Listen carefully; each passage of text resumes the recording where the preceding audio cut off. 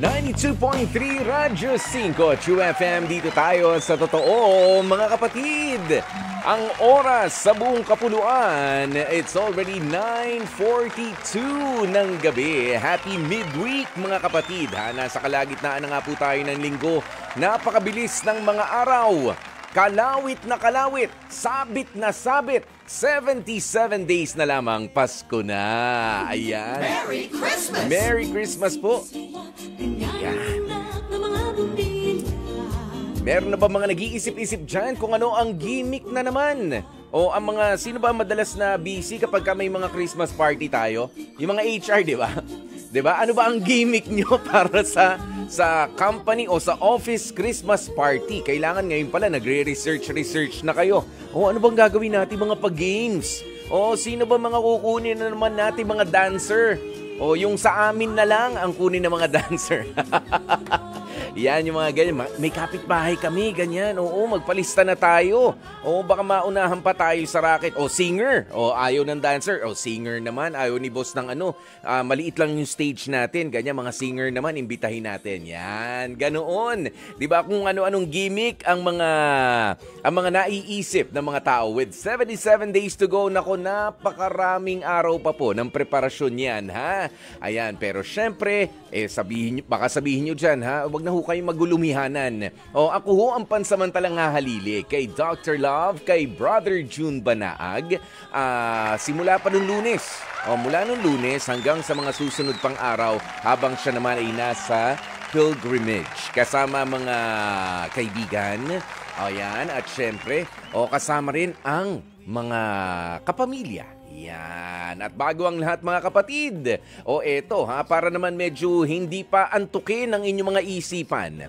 Alam niyo po ba ang tawag doon sa mga nagde-deliver ng mga mail at ng mga packages natin ngayon? Ayan, meron pa ba kayong yung mga natatanggap ninyo na mga mail, na mga letters, na mga ganyan? Maging yung mga bills. 'Di ba may mga nagde-deliver pa rin?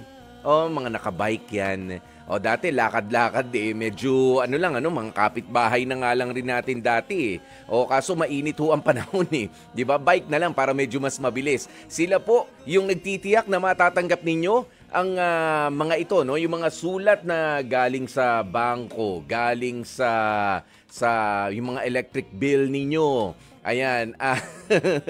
At syempre, yung iba pa na mga kasulatan, ang tawag po sa kanila ay mga postal workers. Ayan.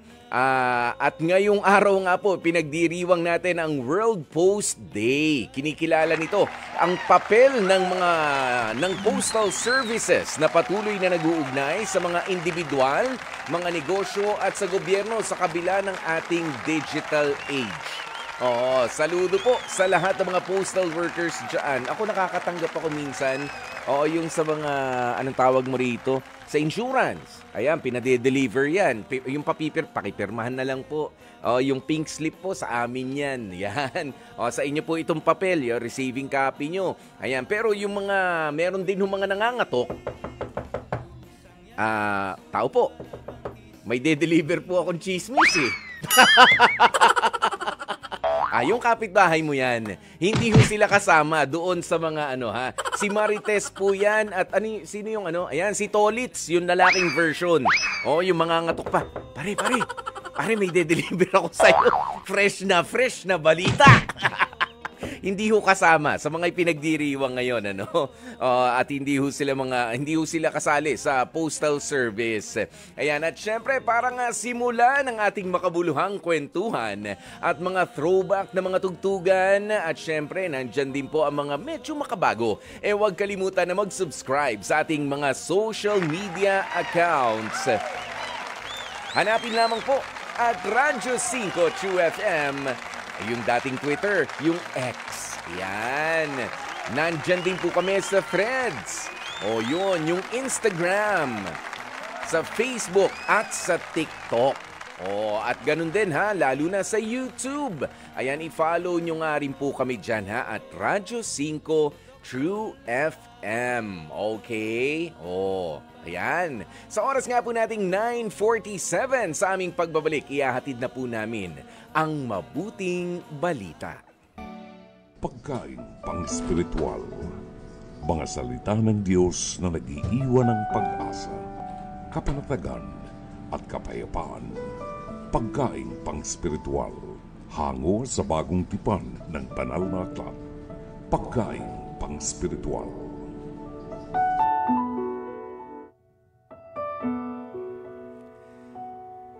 Mga kapatid, ang mabuting balita ngayong gabi ay matatagpuan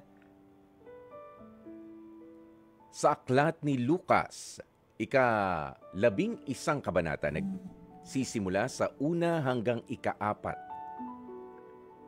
O nagsisimula sa ika-11 kabanata, nagsisimula sa 1 hanggang ika-4 na talata. Minsan nanalangin si Jesus sa isang lugar. Nang siya'y matapos, sinabi ng isa sa kanyang mga alagad, "Panginoon, turuan po ninyo kaming manalangin, tulad ng ginawa ni Juan sa kanyang mga alagad." Sinabi ni Jesus sa kanila, "Kung kayo'y mananalangin, sabihin ninyo, Ama, sambahin nawa ang iyong pangalan. Dumating nawa ang iyong kaharian. Bigyan mo kami ng aming pagkain sa araw-araw. At patawarin mo kami sa aming mga kasalanan, sapagkat pinapatawad namin ang bawat nagkasala sa amin. At huwag mo kaming hayaang matukso." Ang mabuting balita ng Panginoon. Pagkaing pang-spiritual. Mga salita ng Diyos na nag-iiwan ng pag-asa, kapanatagan at kapayapaan.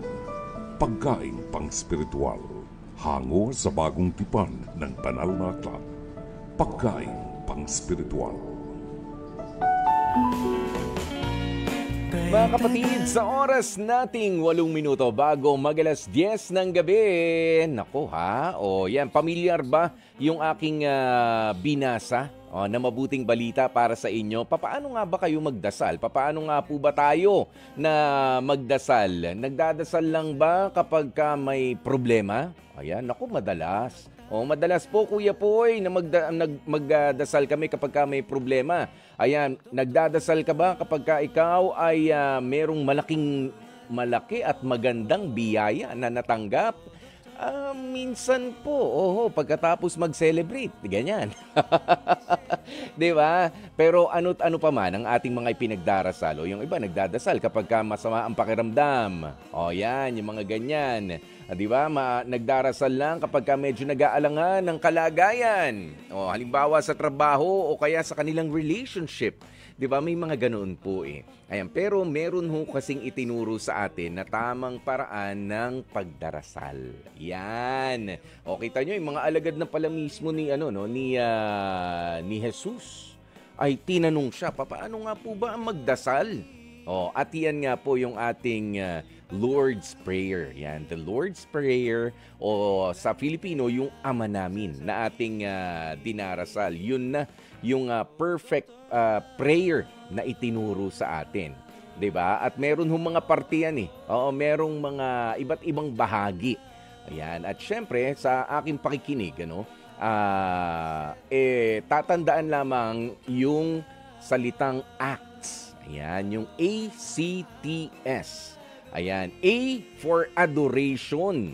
Ayan, adoration and worship. Na syempre para sa Kanya lang. Ama namin, sumasalangit ka. Sambahin ang ngalan mo. Yan, adoration yun. Syempre, yung letter C naman, yung contrition of heart o yung confession of sins. Yan, yung humihingi tayo ng tawad, di ba? Yung letter T ay yung thanksgiving.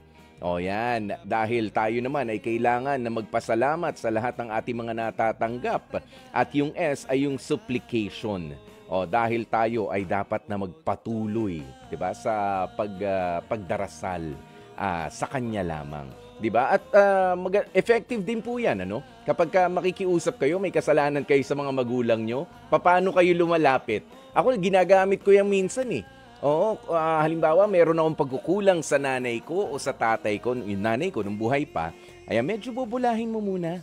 Oh, alam niya naman na mayroong problema. Merong mali na ginawa si Kuya Poy nung bata, di ba? Pero, naku, ang ganda-ganda talaga ni Mami. Ang bango mo ngayon, Mami. Ayan. O, yan ho yung yan yung, di ba, ina-adore mo muna yung magulang mo. O, yan, pagkatapos nun, sige, ano bang problema, anak? Kasi merong kinulang po yung pan-tuition ko ng bahagya Ayan. O kaya kinulang po yung pan-date ko, baka pwede Di ba bago ka humingi, pupurihin mo muna. Yun lalapitan mo. Di ba ganoon yan? Hindi pa pwede yung pengi naman pong pera. Magbibigay ka ba kung ikaw ang magulang kapag ka ganoon? Dire-diretso, pengi yung pera. Bakit? May bibilin po ako. Natural, meron kang bibilin. Baka makipagpilosopuhan pa yung magulang mo sa'yo. Di ba? Pero katulad din ng mga magulang, 'di ba? Kung tayo ay matututong tumanggap ng ating mga pagkukulang, kung tayo ay mangangako ng pagbabago at ng kapatawaran, 'di ba? Ilalambot ang puso at lalong pakikinggan ano pa yung susunod nating sasabihin at lalong-lalo na ano nga ba yung ating hihilingin. Madalas tayo nagdarasal kapag ka may hihingin, kapag ka may hihilingin. Pero yung aminin yung mga kasalanan natin. Ayan, may nakaaway ka kanina, may sinungitan ka kanina sa trabaho mo dahil gutom na gutom ka na, tsaka pa siya dumating at nagmamataray din, nagmamadali, ganyan. Hindi. Pero, sana po magkaroon na ako ng ganito. Sana magkaroon. Yan, pray ng pray sa mga ganon, di ba? Kung mapapansin ninyo. Pero meron ho talaga mga bahagi. Ayan, kaya bago tayo makapasok, bago natin mapag-igi, bago pumunta doon sa kahilingan, syempre magpaalam ka muna. Hello. Magandang. Kaya nga sinasabi, di ba, Ama namin, sumasalangit ka, sambahin ang ngalan mo. Sundin ang loob mo. Siyempre, sumusurrender muna tayo sa Kanya. Nagbibigay pugay. Kumakatok muna. Hindi yung ora-orada. You barge in at hihingi tayo ng kahilingan. Diba? Kaya maganda na matutunan natin ang bawat bahagi ng ating pananalangin para mas maging epektibo at merong proseso na mas mainam. Hindi naman sa sinasabi na yung mga hindi marunong, pero it's never too late, diba? Para matutunan natin yung tamang paraan ng pananalangin. At ang pinaka-pattern nga po niyan ay the Lord's Prayer o ang Ama namin. Diba nga, may natutunan naman ako sa Christian education ko noong college. Diba? At sa aking pagsisilbi rin sa simbahan. Diba? Sa tulong din ng mga kaibigan nating mga kaparian. Ayan, maraming salamat po sa inyo, ha? Pero, marami na naman din po tayong mga mahuhugot. Mahuhugot na naman ng mga mapag-uusapan din natin. At dahil nga po, susunod na ang ating face-to-face, ang hirit ni Dr. Love, na napapanood nyo rin sa face-to-face sa TV5 mula Lunes hanggang Biyernes, 10:15 to 11:15 ng umaga. At meron nga pong replay sa Signal TV 1PH Channel 1 mula 8 to 9 ng gabi. At kung gusto nyo nga po magkomento, ay pwede po kayong magpadala ng inyong mensahe sa Dr. Love Facebook Messenger o kaya naman ay sa ating comment section sa ating live stream. O kaya ay tumawag sa ating mga bagong hotlines. Opo, mainit-init pa, kasisilbi lang ngayong linggong ito. Ang ating mga bagong numero, 8689-3289 o kaya naman ay ang 8689-3290. Kaya panoorin na natin ito mga kapatid, ang title ng ating episode na mapapakinggan at mapapanood ngayon para sa ating face-to-face, ang hirit ni Dr. Love, Pinto Ko, Paki Mo. Lola Nelfa, sino ho ang inirereklamo ninyo? Si Milagros po. Anong problema nyo kay Milagros? Dahil sa bahay nga, ayaw pumayag nga magawa ng pinto ang apo ko sa likod. Bakit ayaw niyang pumayag na magawan ng pintuan yung apo mo? Parang extension ba ito? Parang gagawa ka dapat ng extension. Opo. Bakit ayaw pumayag ni Aling Milagros? Siya ba may-ari ng inyong tinitiran? Hindi po. Kasi nakikitira lang kami dyan Dapat di siya mangialam sa amin So hindi siya ang may-ari. Bakit siya umaayaw? Ayaw ko sa kanya. Kasi may kasi laitan pa na mo dati yun. Kaya nga, mas mainit ang ulo niya sa akin. Bakit kaya? Nagsisilo siya sa akin Ano? Oo. Oo. Teka lang ha, Aling Nelfa, bakit? Anong pinagsiselos? Yung asawa niya, nakabit ko raw.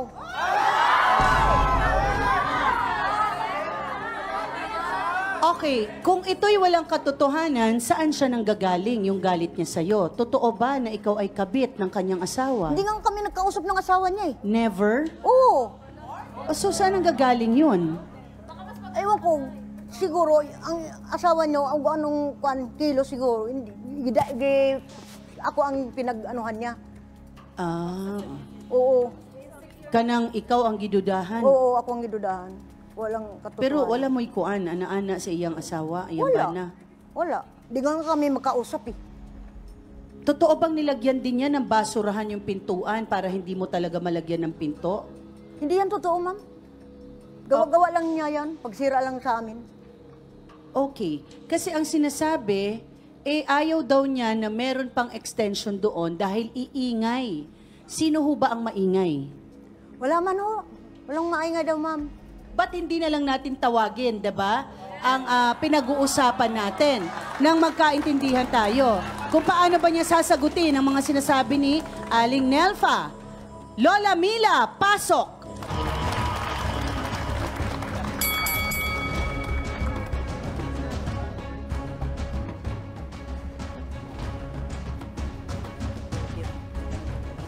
Lola Mila, bakit daw ba ayaw niyo maglagay ng pintuan sa gilid ng bahay ni Lola Nelfa? Tunay na dahilan kung bakit ayaw niyong maglagay ng extension o isang pintuan pa doon sa bahay ni Nelfa. Kay masikip na sa aming pagdandaan. Mahaharangan ang daanan Opo, ninyo. opo. Which is delikado po yun dahil sa sunog. Oo. 'Di ba? Isa yan ang dahilan, ano? At kung may emergency, may hirapan lumabas. Okay, pero kayo po ay nakatira lang dun sa lugar na yon. Nakikitira daw ho kayo sa lugar na yon. Pati siya. Pareho po eh. Okay, sa tingin nyo may karapatan kayong hindian o desisyonan kung ano yung gusto nyo gawin ni Aling Nelfa? Pwede kay harapan ko man yun. Ang gawaan niya. So harapan mo yung gagawaan niya. Nanay Nelfa, pag sinarado mo yung pintuan at pag nilagyan mo ng pintuan doon, wala na bang dadaanan? Mayroon. Malawak yun eh. Kaya lang ito, sobra tong mainit talaga sa akin yun. Dahil sa asawa niya nga, nagsisilos yan sa akin. Oh. Nagsisilos ka na landay lang silang dalawa. Okay, natawa si Aling Mila. Ano ho yung nakakatawa, Aling Mila? May gusto kayong sabihin? Kay, Ba't kayo natawa? Totoo bang nagsiselos kayo kay Aling Nelfa dahil may gusto sa kanya yung asawa oo, niyo? may gusto yun. Dahil babae. Wow, ganda. Ang sabi ni Nanay Mila ay talagang may gusto sa kanya yon dahil ang kanyang asawa daw ay babaero. Eh baka naman ho, nagagandahan na lang dahil I don't think na kaya pa niya, no? Ma'am babae. Ilan taon na ba? Ilan taon na rin ba ang asawa ninyo? Ah, Ilan taon po? pareho kaming edad. 79. Oo. Ay kasi maganda naman si Aling Nelfa. Pero Patay na raw. Patay na raw. Eh, ngayon, bago lang namatay. bagong namatay lang. So Nangyari kailan nyo kasi nalaman na may buhay gusto pa sa yun. inyo? Nung buhay o nung patay na? Buhay pa. Okay. So, buhat nung buhay po ang inyong asawa, ay napansin nyo na parang may pagtingin kay ni Nelfa. May gusto siya. May gusto talaga siya. So sa tingin mo ba sila ba ay nag-usap? Pero may lang mag-usap dahil lapit lang nga kami.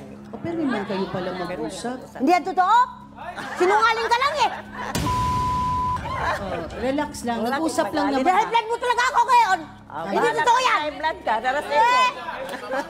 Narasin mo kung high blood ka. Magbibintang ka sa akin ang kinabit ko ang asawa mo? Palagi ako nasa dagat? Hindi Kaya ako nga pa? sabing Para kabit. ko makakain? Ang sabi ko, Kaya wala na akong baka asawa? may gusto sa iyo. Yun lang. Baka Okay. pa. Hindi pa yun. daw kabit. Mali kayo. Baka lang may Galit gusto. ka ng galit. Okay. Ngayon pa, teka lang ha, ayusin natin itong problema ninyo kasi kayo ho ay sobra pa sa senior. Okay? Kailangan maging mahinahon na tayo, maging maayos na ang buhay natin. Aling Nelfa, ha? Ang sabi ni nanay ay hindi naman daw niya sinabing kabit kayo. Ang sabi lang niya, may gusto sa'yo noon. May gusto siya.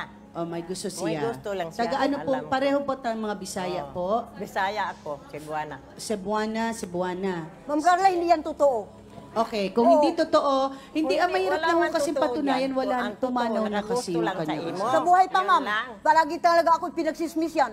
Sabi niya, ag-asawa daw nila, magbigay daw ng kanin doon palusot sa butas. Tapos kami daw kuno magagamit sa likod kuno ng bahay, magamitay daw kuno kami. Tapos ang mga panty daw nila, ibigay daw sa akin. Oh, matuwa ka daw ito pinagsismisan? Teka lang ha, sabi daw ni Nanay Mila, ang mga panty ni Oh, Nanay mga panty, Mila, ninakaw na sa asawa niya, binigay sa akin. Ay, Oh, Diyos ko. tama ba yun? Oh, hindi na kakahiya? Oh, isyo nga hindi maganda? Matanggap niyo mo yun? Oh, saka dami. Ang mga barkada niya at saka kakilala, tawagin ko niya. Halika nga, Inko, bakit? Totoo ba yung ikabit mo ang asawa ni Milagros? Inko, ha? Nagulat ako. Inko, alam, kailan ba ako nag-ano yan? Nga, palagi ako nasa dagat? Ngayon lang nakakita Hindi na talaga magandang issue yung niya sa akin. inirereklamo tawang-tawa sa lahat ng nangyayari. Pero syempre, at habang ang nagrereklamo, best in high blood. Okay, may isang issue pa raw kayon kay Lola Nelfa. Ang sinasabi, Aling Nelfa, ang inyong apo raw ay gumagamit ng pinagbabawal na gamot. Kaya, opo, eto ba yung titira dyan sa katabi mo, nanay? Nelfa. Opo, Kaya nandoon sa parang tabi. ayaw nila na tumira daw doon yung apo ninyo at baka daw magdelikado yung lugar. Totoo ba yan? Hindi totoo yan, ma'am. O kahit pati pa-drug test pa ninyo yan. Hindi totoo. Gawa-gawa lang yan. Para may dahilan. O, gawa-gawa lang yan. Dahil nagsisilos talaga yan. Hindi nakamubon yan. Habang namatay pang itasawa, hindi nakamubon para sa akin. O, totoo lang. Hindi ko lang pala akong silos hanggang ngayon. Alam niyo po bang, kayo po ba isa sa mga nagbibintang na gumagamit yung apo niya ng pinagbabawal na gamot? Hindi ko man alam, hindi ko nakita yung nagamit.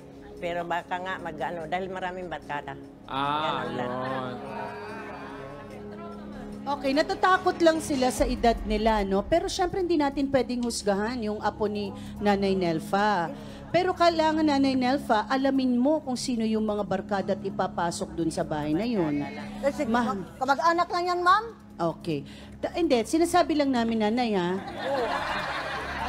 Ayaw, kay kanang, Kamag-anak kung lang kanay namin. na ay mahitabudiha, ikaw ang unang dakpon sa pulis. Kay, imo man ang apo, di ba? Damay ba? Hindi yan. Hindi nagagamit, hindi yan Oh, kung nagagamit. dili-dili, okay. Bago tayo magpatuloy, puntahan muna natin si Kuya Alex. Kuya Alex, kamusta ang iyong mga kasawsawan dyan? Mama Carla, tama ka dyan. No? First time natin nakakita na yung direklamo na angiti, tapos high blood na nagreklamo. Talagang hindi ko alam kung anong nangyayari kay... Parang sa tingin ko si Nanay Mila ang may natira eh. Sobrang pagsira niya sa akin.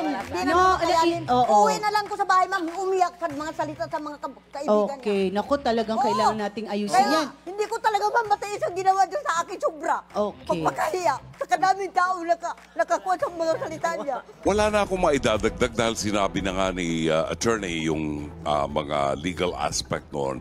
At sa mga ayon naman si Nanay Mila na sige, huwag mo nang problemahin yun. Sige, kung gusto mong gawin, di gawin mo. Wala nang problema sa kanya. Oh, kita mo, bubulong-bulong si Lola Mila ng peace. Cool na kulang siya eh, di ba? Tungkol nga dun sa kaayusan at kapayapaan ng magkakapitbahay, mas maganda po talaga ibalik na natin yung nagdaan natin.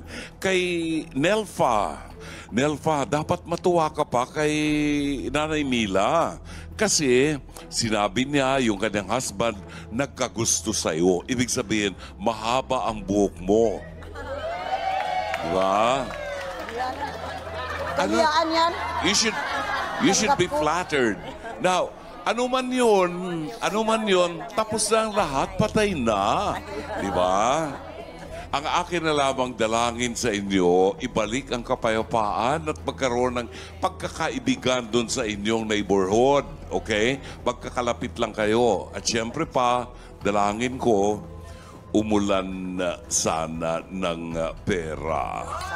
Yung dollar, ha? Ulan. Salamat, Mama Carla. Para, Dr. Love, saan galing yung umulan ng pera? Kuya Cesar. Okay. Ulan. Oo nga. Ganun ba sinasabi lagi ni Kuya Cesar? Yung dollar, ha? Okay. Maraming salamat, Dr. Love. Lola. Ayan na nga mga kapatid, tignan nyo naman. Grabe yung mga edad, 70 years old. Mga 70 years old at patay na yung kanilang mga pinag-aawayan. Si Lola Mila at si Lola Nelfa. Diba? Na Gina G ang inirereklamo kesa dun sa nagreklamo na may gusto raw yung kanyang kapitbahay doon sa asawa niya. Well, namayapa na nga ho. Ano ba ang mga opinion nyo sa ating issue? Ayan, sige. Nako, sabi ni Giselle Cabello, okay lang naman na always na lumalaban. Samantala, si Aleni Hungko, nakakatawa naman po ang mga eksena po ngayon. Ayan. Pero para nakakatakot na kapag ganyan ang edad mo, maggagagalit ka pa. Hindi lang dahil sa on national TV yan. Naggagagalit ka pa dahil sa edad mo, baka ma-high blood ka pa. Yun ang mahirap. Kaya magandang gabi kina Papa Monsky. Ayan, sina Bea Dalisay, si Andeng Bongo, Vincent Garcia, at Lynn Xavier. Thank you so very much. Ayan, sina Cecil Mumar. Ayan, thank you. Lilian Buen, watching. Ang mga senior, mga avid fan ng Parañaque City. Yun, regards kay Brother June Banaag, si Dr. Love. Ayan, from Lilian Panaligan Buen. Magandang gabi po sa inyo. Ayan, sa oras nating 12 minutos na. Makalipas ang alas 10 ng gabi, 10:12. Radyo 5 True FM, dito tayo sa totoo. 10:38, yan po ang tamang oras sa buong Pilipinas. At kasama nyo pa rin si Kuya Poy, ang inyong gwapopoy pansamantalang humahalili para kay Brother June Banaag dito sa programa nating The Dr. Love Radio Show. Medyo may kirot ang kwento ng ating letter sender for tonight, mga kapatid, lalo pa tumutukoy sa pinagdaraanan at mga sakripisyo ng isang ina. Kaya pakinggan na po natin ang liham mula kay Annalyn ng Makati.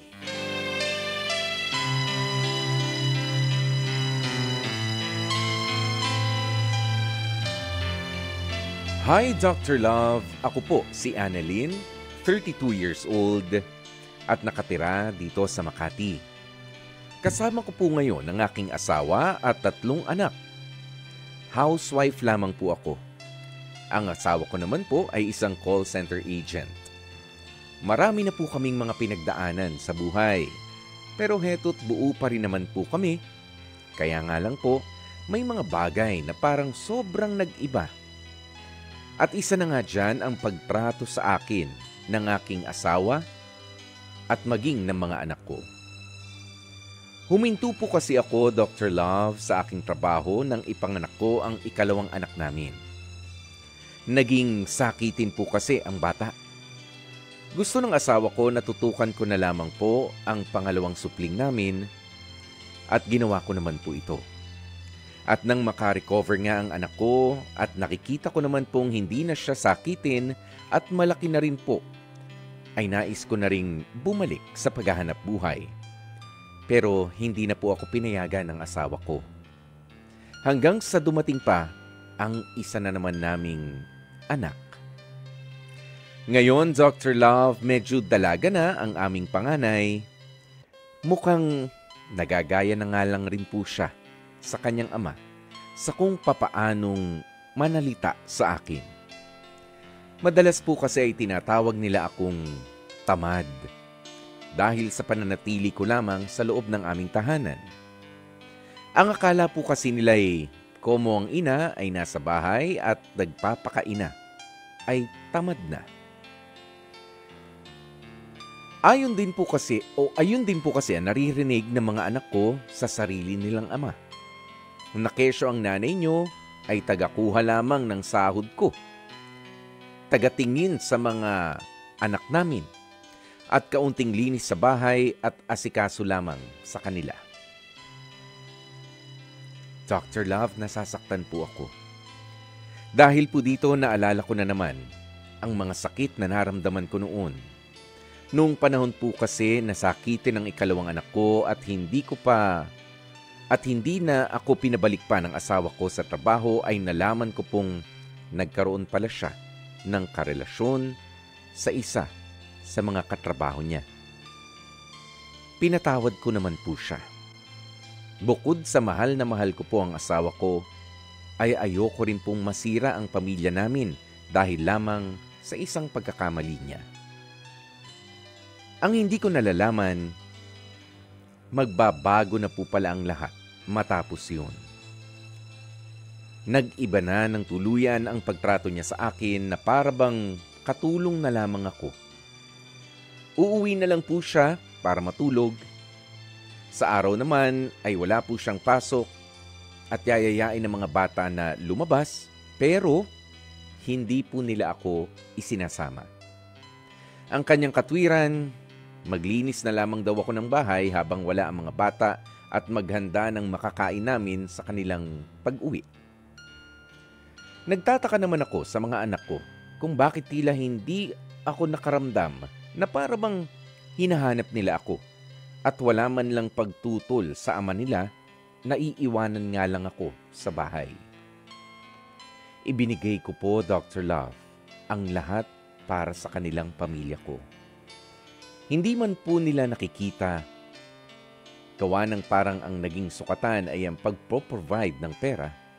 Pero Dr. Love, totoo pong ibinigay ko ang lahat. At handa ko pong ialay ang buong buhay ko. Mapagsilbihan ko lamang po sila. Kaya nga lang po, sobrang nasasaktan na ako. Wala naman akong hinihiling na kapalit sa pag-aalay ko ng buhay ko. Mahalin at mapagsilbihan lamang sila. Pero bakit parang hindi masaya? At mas nagiging madalas pa nga ang aking pagluha. Nagpapasalamat po ako sa Poong May Kapal at buo pa rin ang pamilya ko. Pero Dr. Love, bakit po pakiramdam ko ay mag-isa lamang ako?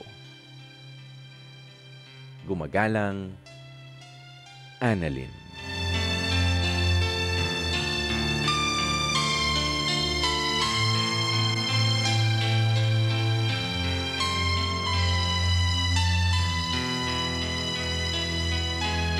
Annalyn, at sa mga katulad ni Annalyn na mga nagpapakamartir na mga ina o mga magulang na naiiwan sa bahay, alam mo kapag ganyan ang sitwasyon at ganyan na nawawalan na ng respeto sa iyo ang asawa mo mismo at ang buong pamilya mo, ang mga bata, hindi talaga malayo yan, isipin mo na wala ka nang dapat pang patunayan sa kanila. Lalo pa't ibinigay mo na ang lahat. Gawin mo ang sa tingin mo yung nararapat. Kung gusto mong magbalik sa trabaho, sa paghahanap buhay, well then go. Okay? Pero alam mo, may isang bagay kang dapat na tuldukan na. At yan nga yung kawalan ng respeto sa'yo ng asawa mo. By hook or by crook, ika nga sa wikang English. Dapat pigilan mo na yan. Dapat ay supilid na yung ganyang pag-uugali ng asawa mo. Kasi nadadamay na pati yung mga bata. Dapat malaman niyang asawa mo na hindi porke siya ang nagpapasok ng pera sa tahanan ninyo, ituturing ka na lamang na parabang alila sa sarili mo namang pamamahay. Ikaw ang reyna dyan, kahit pa nga gaano ka kaliit yung tahanan na tinitigilan ninyong mag-iina. Kung siya ang hari, ikaw dapat ang reyna. Yan, at yung mga anak ninyo, ang mga prinsesa at mga prinsipe. Hindi pwede na ang reyna ay tinuturing lamang na isa sa mga utusan. Magkaiba yun.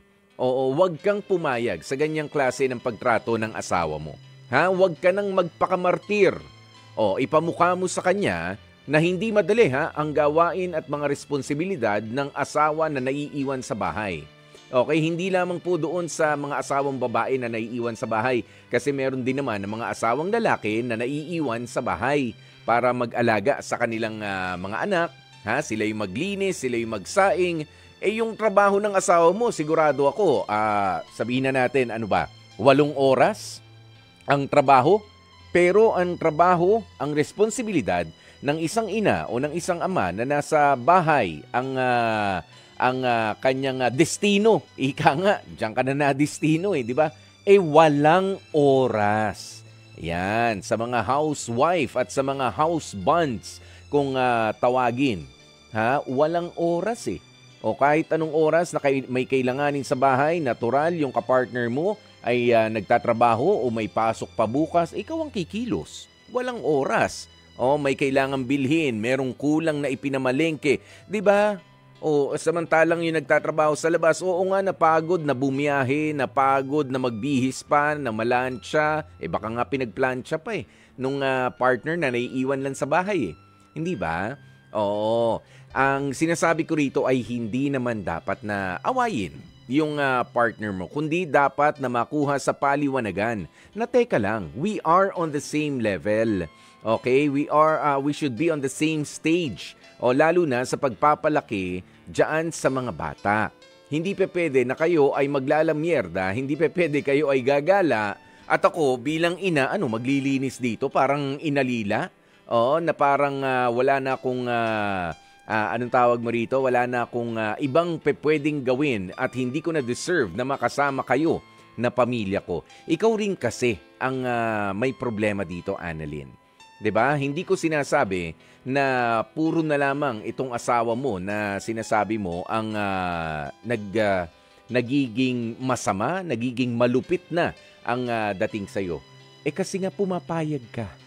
Hindi ka naman pwedeng, kung hindi ka papayag in the first place na pagsalitaan ka ng mga masasakit na bagay, kasi nga dito sa liham mo may sinabi ka na pati yung mga bata ay natututo na at kumbaga ang pagtingin sa'yo ay tamad. Kasi nasa bahay ka lang, hindi ka kumikita ng pera.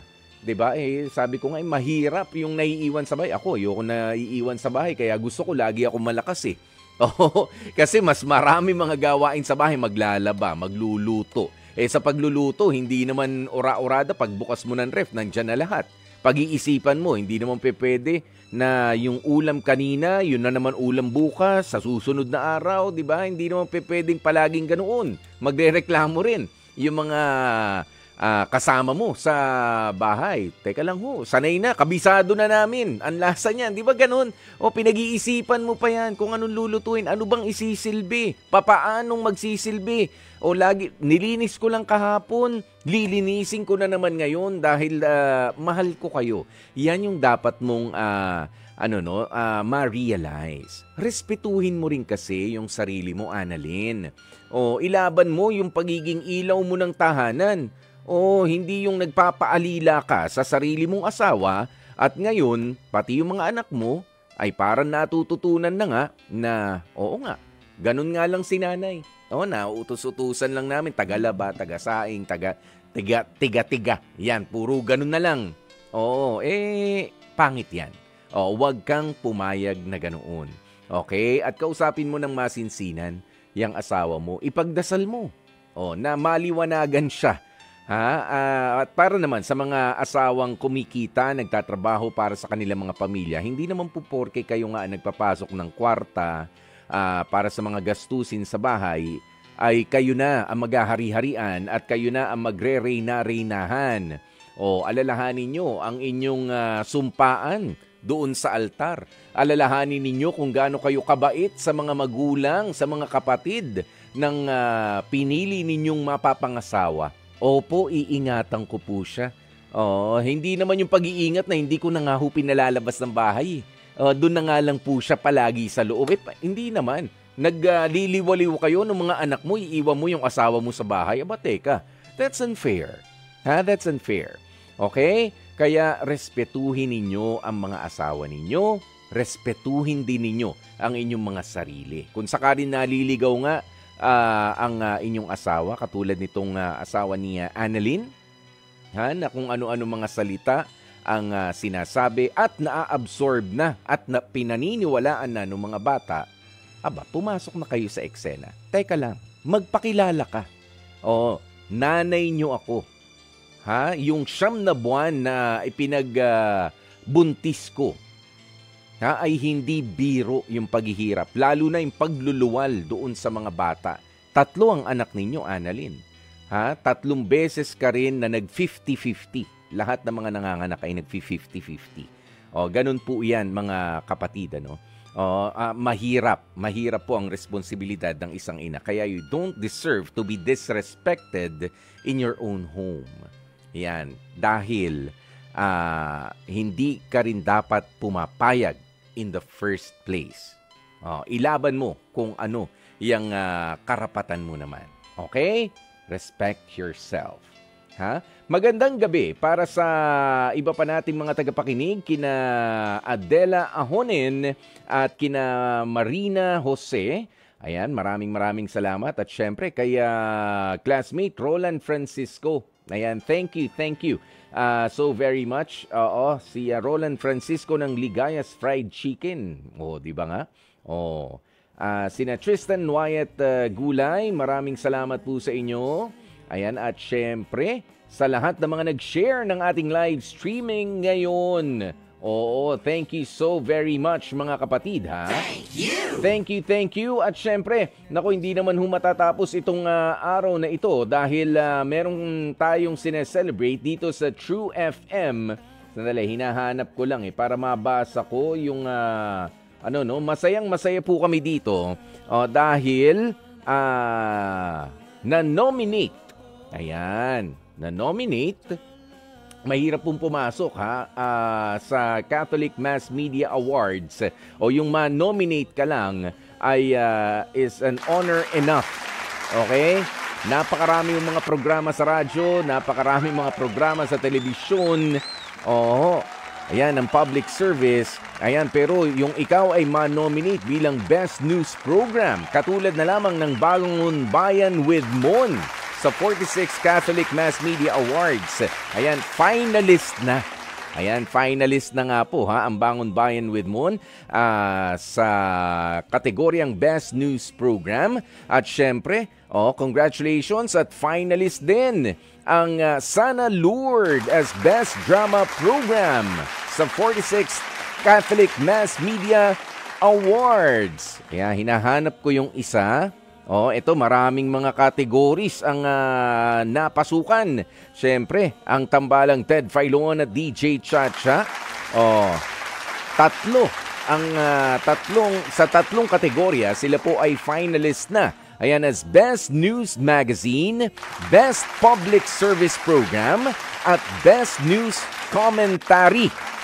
Para sa 46th Catholic Mass Media Awards. Ayan, finalist na nga po. Ted Filon, DJ Chacha, Sana Lourdes, at ang Bangon Bayan with Mon. Congratulations sa mga kapatid natin, sa mga personalidad at sa buong team na hindi nyo man naririnig ang boses. Talaga hong marami po kami dito na mga naghahanap buhay. Hindi bukod doon sa hanap buhay ay yung passion sa aming ginagawa. Ay nandoon. May mga nagpupuyat, mayroon hong mga gusto matulog, hindi makatulog. Si Sir Rome Ortigas, hihikab na lang, pinipigilan pa, pipindot pa para sa mga programa natin. Si Direk Chic Mamaril, minsan gabi kami magkikita. Umagang-umaga kinabukasan nandito na naman. Natulog ka ba? 'Di ba? Ayan, syempre. Yan, sina Santi. Ayan, mga masisipag, mayat-maya, paikot-ikot dito yan. Naghahanap lagi kung ano ba ang maipagsisilbi namin po sa inyo mula dito sa True FM. Kaya congratulations sa mga finalists natin para sa 46th Catholic Mass Media Awards. Okay? Ayan, so papaano? Mga kapatid, bukas po ay iimbitahan ko po ulit kayo na makinig naman. Tanghaling Tapat. Ayan Tanghaling Tapat para sa aking programang H2H o yung Heart to heart. Yun. At syempre, maraming salamat nga po sa ating production, sa ating NBC General Manager, Sir Raul de la Cruz, ang Head of Programming and Production, Alvin Maanyo, ang ating Operations Manager, si Ma'am Cherry Baile, at ang ating mga producers, sina Jenjen Morales at si Mike Santillan. Technical Director, Chic Mamaril. Radio Studio Tech, Rome Ortigas. At syempre, ang isa ring masipag, si Jaire Ann Manipon. Thank you so very much. Papaano? Ito po ang programang Dr. Love at nakasama nyo nga po ang inyong lingkod. Ako po si Kuya Poy, ang inyong gwapopoy. Humahalili, pansamantala para kay Brother June Banaag. Manatiling nakatutok dito lamang sa Radyo 5 True FM. Dito tayo sa totoo.